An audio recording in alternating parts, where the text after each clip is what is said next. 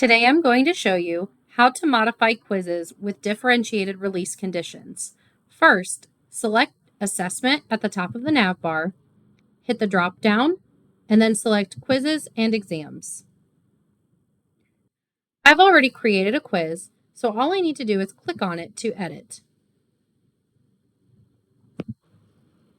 Very similar to the Dropbox assignment, you're going to have this section to the right where you can change some settings. Let's select the drop-down next to Availability Dates and Conditions. Let's give this quiz a start date and an end date. After doing that, I want to also verify that I set up a time limit for this. As I can see, I did not, so I would like to set a time limit of 90 minutes. So now that I've done that, I need to differentiate this for a student in my class who needs extra time to complete quizzes. So I'm going to select Manage Special Access. I'm going to allow selected users special access to this quiz, and then I'm going to select Add Users.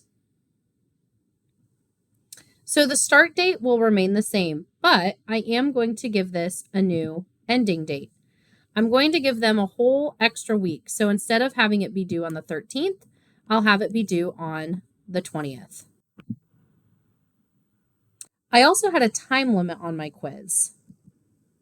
I want to give my students an additional hour to complete the quiz. And I also have it set so that this quiz automatically submits upon the attempt when the time limit is exceeded. But in this case, I'm going to give them a warning. I could even allow them to take extra attempts, but for now I'm just going to scroll down and select the student with special access. And then I select Save. Then I need to select Save and Close. Now you can see to the right that I have one user with special access. Now all there's left to do is select Save and Close. And now you can see here that I added special access to my week 1 quiz with the use of this little key symbol. And that is how you modify quizzes with differentiated release conditions in D2L Bright Space.